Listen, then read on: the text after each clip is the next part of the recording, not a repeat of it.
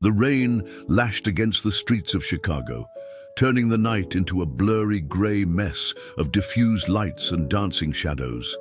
Inside the Bean Cafe, Maria dabbed at the sweat on her forehead with the back of her hand, balancing a tray full of empty mugs. The double shift had left her exhausted, but bills don't pay themselves. The bell above the door jingled, announcing the arrival of another customer escaping the downpour. Maria sighed, bracing herself for another last-minute order, but as she turned, her eyes met only emptiness. Intrigued, she walked to the entrance.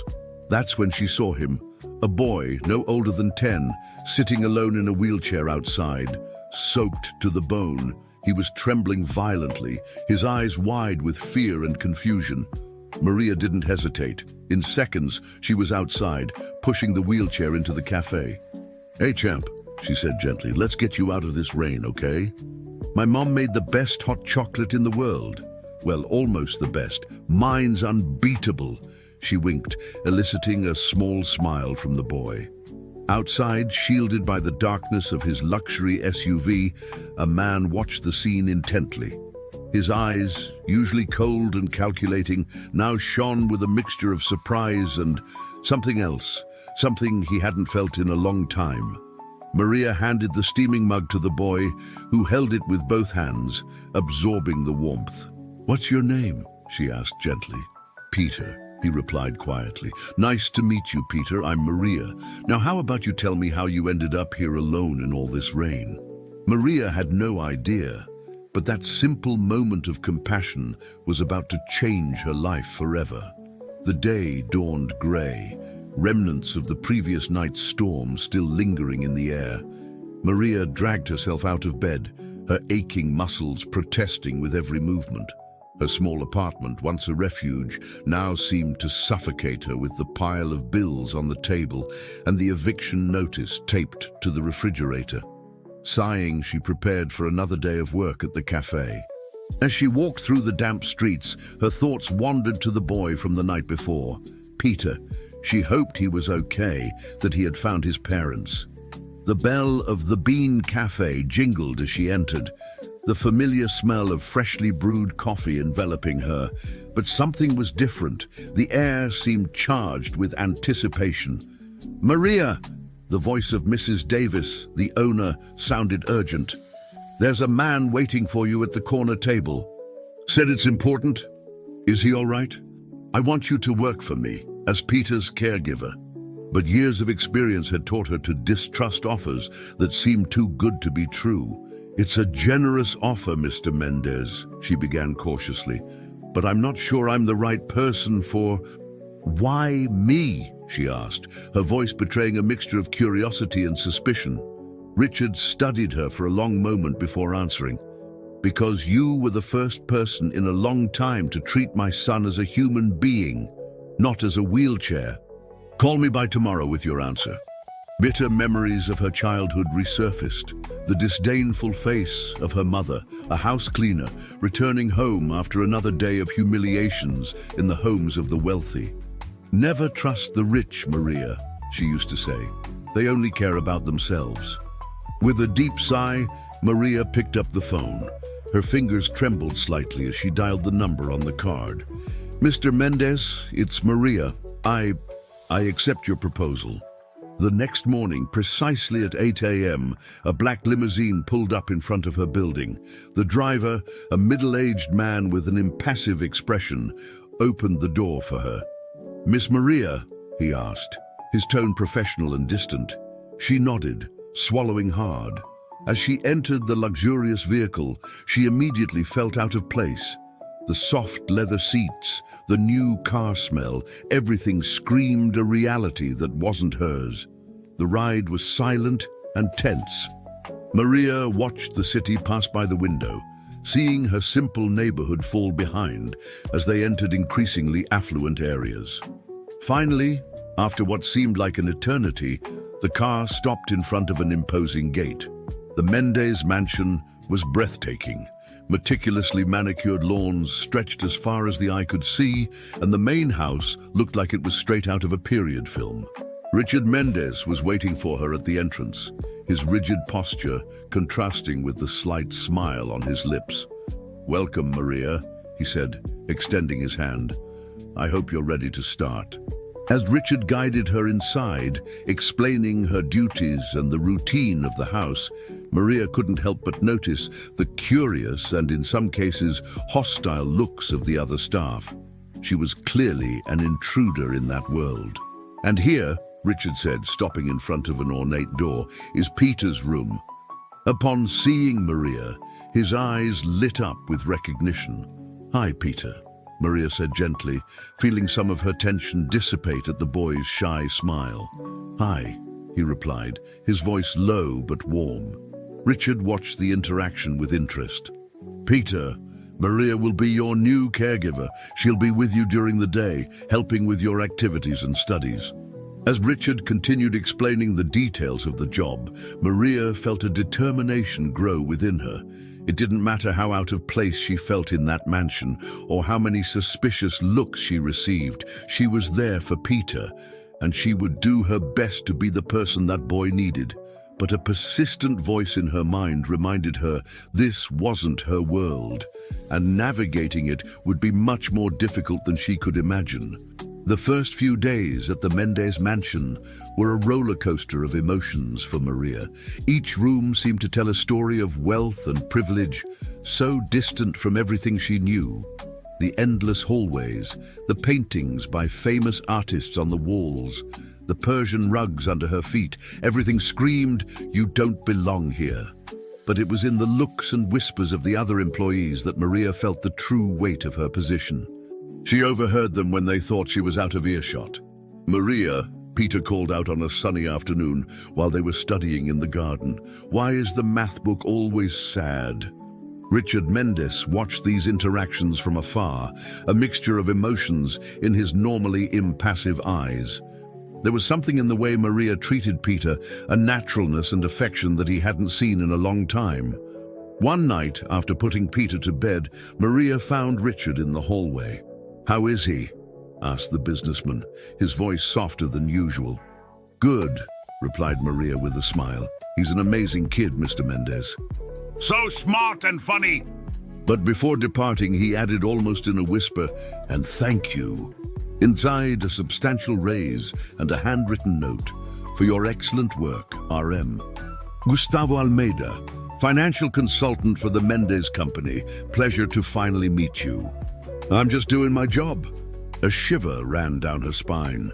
There was something about that man that made her deeply uncomfortable, but as she entered Peter's room and saw his radiant smile, all her worries dissipated. This was her world now.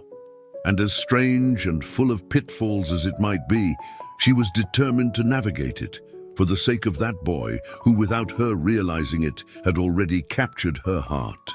The weeks turned into months, and with each passing day, Maria felt less like an intruder and more like an essential part of life at the Mendez mansion. The routine with Peter had settled naturally. Lessons in the morning, lunch in the garden when the weather permitted, physical therapy sessions in the afternoon, and the evenings, the best parts of the day, reserved for stories and conversations. It was during one of those nights that Peter asked the question Maria had been dreading.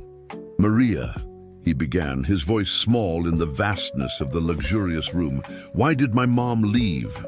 Sometimes people make difficult decisions that even they don't fully understand. Sometimes, when we love someone very much and that person leaves, the pain becomes so great that we can't talk about it. Can I talk to you for a moment? But I think he needs to hear it from you, not from me." 2 months after the accident that put him in the wheelchair, she said she couldn't handle it. The pressure, the guilt, the new reality. "He's an amazing boy," she said softly, "and he's becoming an extraordinary young man thanks to you." The moment was broken by the phone ringing. Richard blinked as if coming out of a trance and answered it quickly. Maria took the opportunity to retreat, but before leaving, she heard Richard say on the phone, "Yes, Gustavo, I'll be there tomorrow."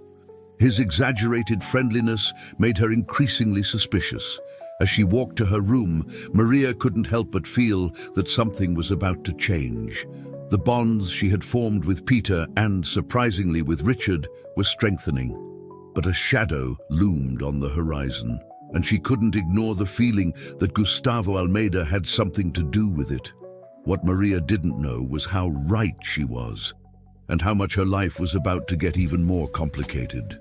Autumn arrived, painting the gardens of the Mendez mansion with shades of red and gold. Maria watched the leaves falling as she pushed Peter's chair along the stone path. The boy was excited, chattering about the science project they had finished the night before. "Do you think I'll win first place?" he asked, turning to look at her with hopeful eyes. Maria smiled, stroking his hair. "I'm absolutely sure. That volcano was perfect." In recent months, she had seen him transform from a shy and withdrawn boy into a confident and vibrant child. It was a change that filled her heart with pride.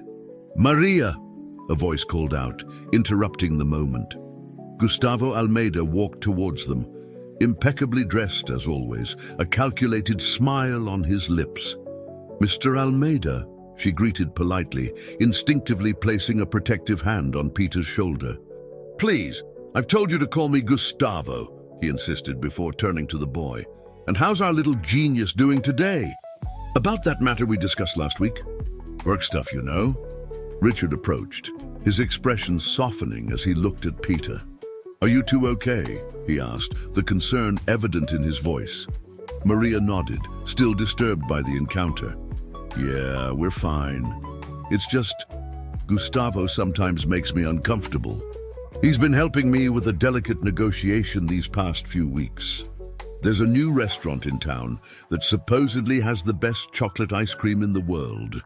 For the first time, Maria saw Richard truly relaxed, laughing openly at Peter's jokes, sharing stories from his own childhood. It was as if, for a few hours, the weight he carried had been temporarily lifted.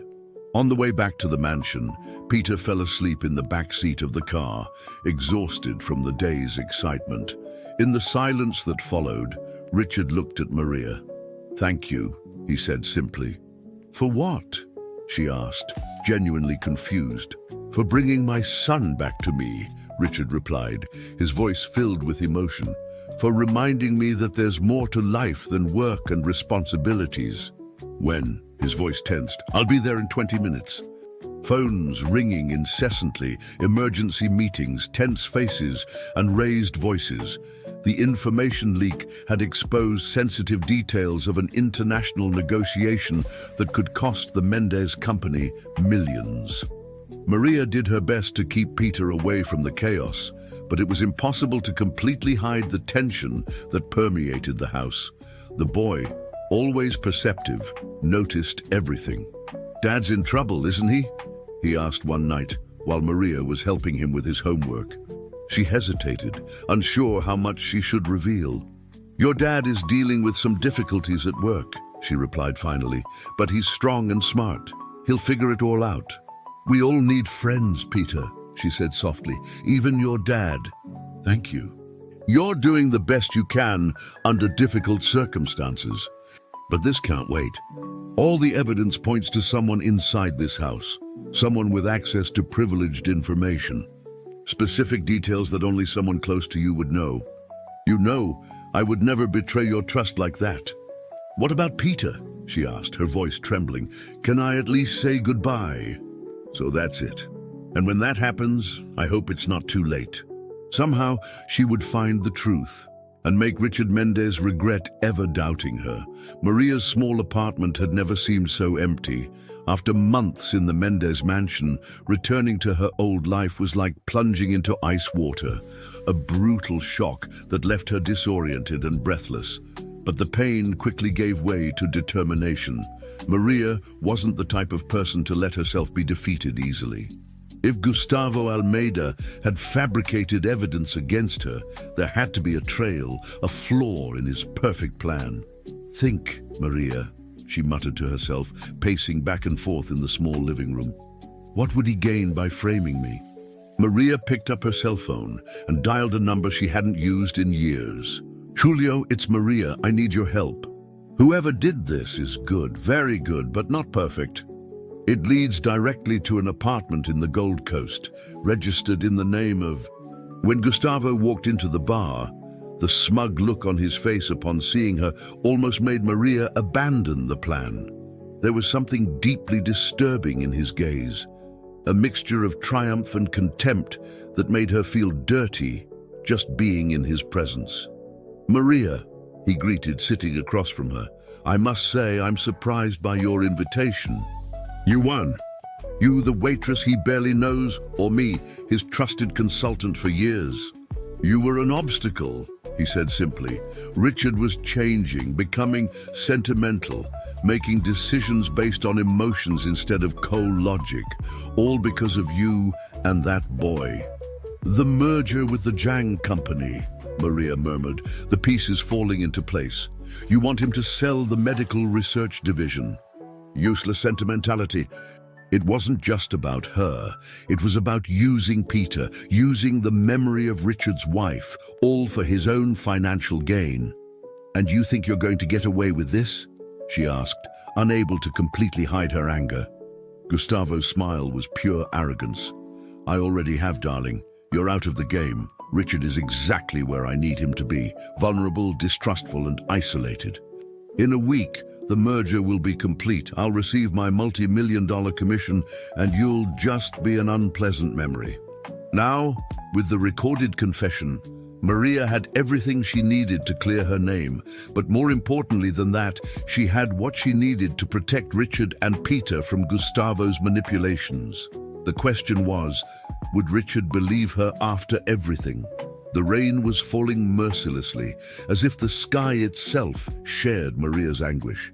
Standing before the imposing gates of the Mendez mansion, she took a deep breath, trying to calm her racing heart. In her purse, the small device containing Gustavo's confession weighed like lead. "Miss Maria?" The surprised voice of the security guard interrupted her thoughts. "We weren't expecting to see you again. I have strict orders not to allow you entry." Each step brought Maria closer to the confrontation that could change everything, or confirm that she had lost Richard and Peter forever. When she finally entered the main hall, she was greeted by an oppressive silence. The house, once so full of life, now seemed like a cold and impersonal mausoleum. "Maria?" "Peter!" she exclaimed, a genuine smile lighting up her face for the first time in days.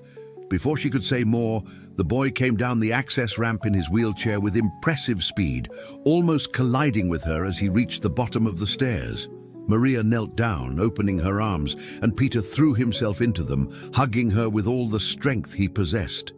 "You came back," he murmured against her shoulder. "I knew you would. You shouldn't be here. Say what you came to say, and then leave," Richard ordered, remaining standing, refusing to offer her a seat. Maria took a deep breath and pulled the recording device from her purse. "Before anything else, I want you to listen to this. The complete confession, the manipulation, the deliberate leak of information, the plan to force the sale of the medical research division, everything." Richard's face transformed as he listened. Shock, disbelief, anger, and finally, a painful understanding followed in his features. When the recording ended, the silence that followed was deafening. "Where did you get this?" he asked finally, his voice almost unrecognizable. "I confronted Gustavo," Maria explained. "I knew he couldn't resist the temptation to brag about his brilliant plan. Because some people are worth fighting for," she said finally, "even when they don't believe in you." Richard straightened up, a dangerous calm emanating from him. "She's showing me who you really are, Gustavo." "You're really going to believe her over me?"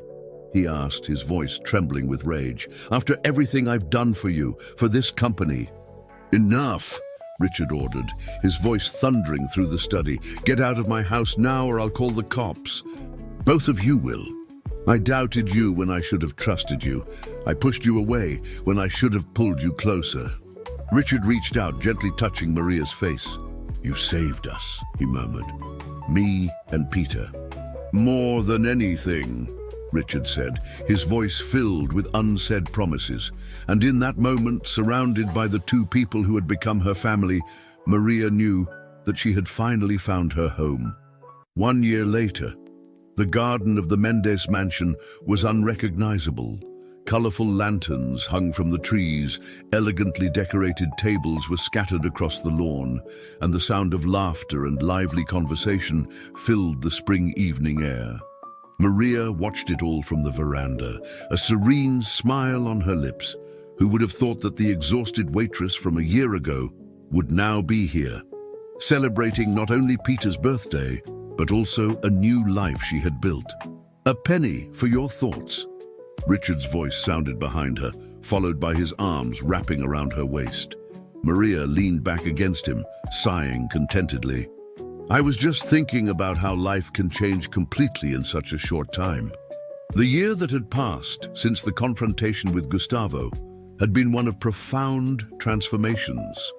The medical research division of the Mendes company, far from being sold, had received significant investment, becoming a leader in innovations for treatments of spinal cord injuries. Peter actively participated as a junior consultant, as he liked to call himself, testing prototypes and offering surprisingly insightful suggestions. Maria, in turn, had found her own path. With Richard's encouragement, she resumed the studies she had interrupted years before and now coordinated a scholarship program for low-income youth, offering opportunities that she herself had never had. And Richard, well, he was perhaps the one who had changed the most. The cold and distant man had given way to someone who smiled more, worked less, and prioritized moments with his newly formed family. "You know what Peter told me this morning?" Richard asked, his eyes shining with contained emotion. Maria shook her head, curious.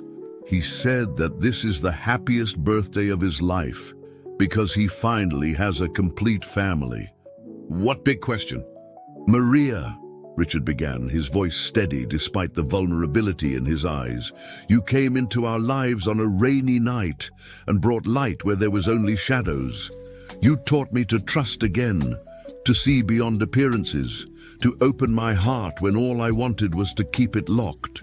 You gave Peter not only care, but understanding and respect.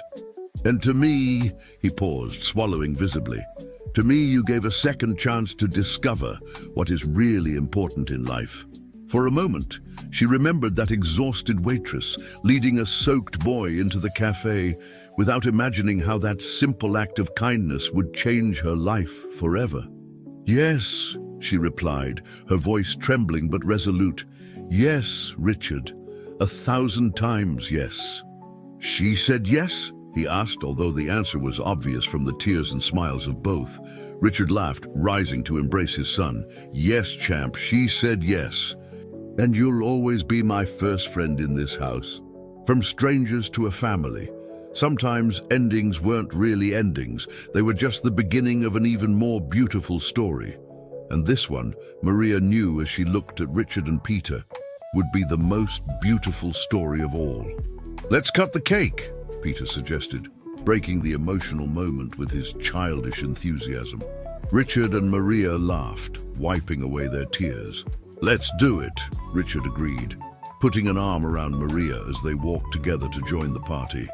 Under the stars of that perfect night, Maria knew for sure some people really were worth it, and some stories, even the ones that started with rain and tears, could end with light and laughter. Or rather, not end. Just continue, page after page, chapter after chapter, each day a new shared adventure, and she couldn't wait to find out what came next.